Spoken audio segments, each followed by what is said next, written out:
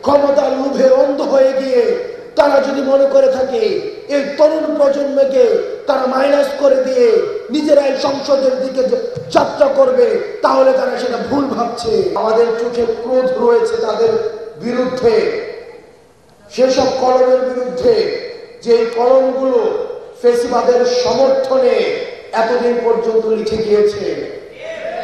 আমাদের ক্রোধ রয়েছে সেসব বিচারকদের প্রতি, যেসব বিচারকের কলম দিয়ে ইনসাফের পরিবর্তে জুলুম লেখা হয়েছে,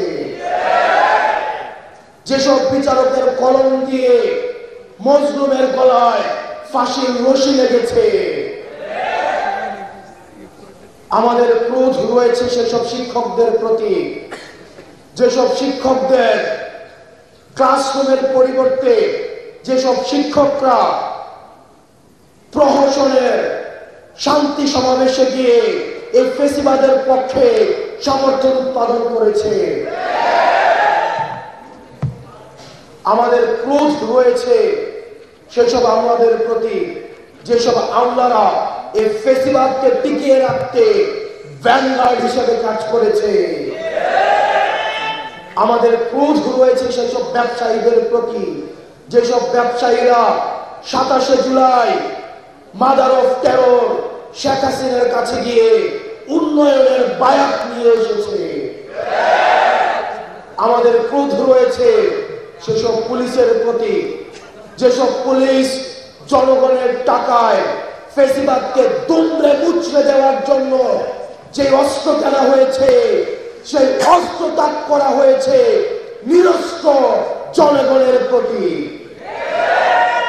আজকে 2024 এই কারণে ঘটেছে, কারণ যারা আমাদেরকে নেতৃত্ব দেওয়ার কথা ছিল, যেসব অভিভাবক রাজনৈতিক দূরদৃষ্টি সম্পন্ন, যারা আমাদেরকে ভ্যানগার্ড হয়ে আমাদের পরবর্তী ভবিষ্যৎটা মসৃণ করার কথা ছিল, তারা ব্যর্থ হয়েছে বিদায় আজকে 24-এ তরুণ প্রজন্ম গুলির সামনে দাঁড়াতে হয়েছে। সুতরাং পরবর্তী বাংলাদেশ বিনির্মাণের ক্ষেত্রে আমাদের তরুণ প্রজন্মকে এগিয়ে আসতে হবে।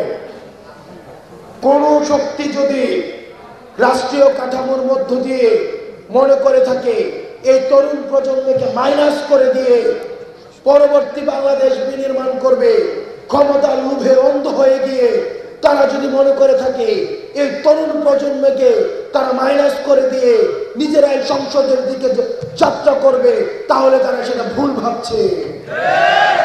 প্রিয় সহযোদ্ধা, আপনাদেরকে মনে করতে হবে আমাদের এই সংগ্রামটা যত না বেশি আমাদের দলীয়, তার চেয়ে বেশি আমরা একটা জেনারেশন কনফ্লিক্টের মধ্যে রয়েছি। আমাদের ছাত্রদল, ছাত্র শিবির, আমাদের অধিকার পরিষদ, বাংলাদেশ বৈষম্য বিরোধী ছাত্র আন্দোলন, আমাদের বাংলাদেশ বৈষম্য বিরোধী ছাত্র আন্দোলন এটি কোনো ক্রিয়াশীল ছাত্র সংগঠন না, বরং আমাদের এই ফেসিবাদ বিরোধী আমাদের যে শক্তিগুলো ছিল, এই শক্তিগুলোকে একত্রীকরণের ক্ষেত্রে এবং জাতীয় ঐক্যের প্রতীক হিসাবে বৈষম্য বিরোধী ছাত্র আন্দোলন এখনো পর্যন্ত মাঠে রয়েছে।